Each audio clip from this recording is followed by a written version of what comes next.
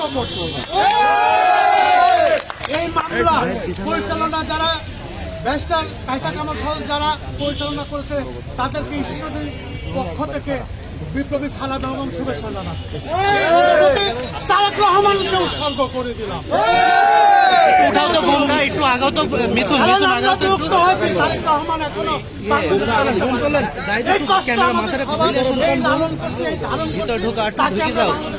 আনতে পারবো সেই দিন মুক্ত হব।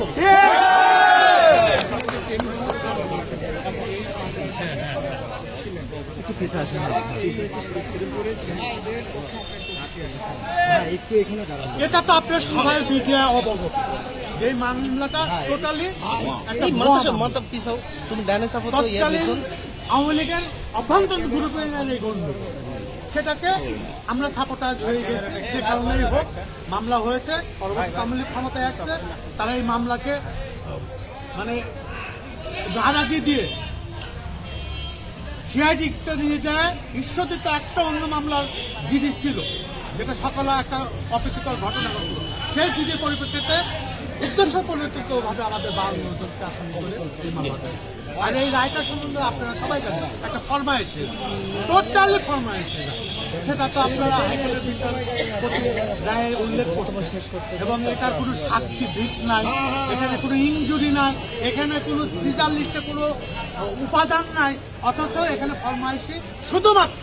কারণ আপনি একটা জিনিস জানেন, পাবনা জেলায় ঈশ্বরদী থানাটা বিএনপির একটা সাংগঠনিক ভিত এবং ঘাঁটি, যে কারণে ঈশ্বরদীর বিগত যত এই স্বৈরাচার বিরুদ্ধে আন্দোলন হয়েছে আপনারা দেখতে পাইছেন যে ঈশ্বরদীতে সারা দেশের ন্যায় ঈশ্বরদীর ব্যাপক আন্দোলন হয়েছে এবং এই নেতা কর্মীদেরকে উদ্দেশ্য পরিণতভাবে এই সাধারণ দেওয়া হচ্ছে যেন আগামী দিনে পাবনা জেলায় এই মাফিয়া সরকারের বিরুদ্ধে কেউ আন্দোলন খাড়া করতে না পারে। সেই প্রচেষ্টারই ফলস্বরূপ আমাদের আর এবং আপনাদের মিডিয়াদেরকে ধন্যবাদ জানাই। আপনাদের আগামী দিনে আমাদের সহযোগিতা করবেন এই প্রত্যাশা রাখি এবং সঠিক সত্য সংবাদ পরিবেশন করবেন। বিগত রেজিম যে মাফিয়ারা কায়েম করছিল মিডিয়ার প্রতি, সেটা যেন আপনাদের প্রতি আর না হয়। আপনারা সঠিকভাবে আপনাদের চোখ এই মিডিয়া আপনাদের কাছে আপনারা সহযোগিতা আছে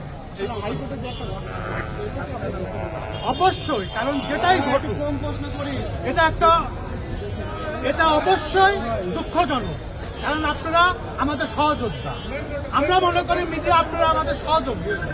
এখানে একটা ভুল বুঝাবুঝি হয়েছে, অবশ্যই আমি অনুতপ্ত এবং আমি ক্ষমা চাচ্ছি। আমি অবশ্যই আমার সেই ভাই সাংবাদিক ভাইকে দেখতে যাবো আমরা সবাই। ধন্যবাদ।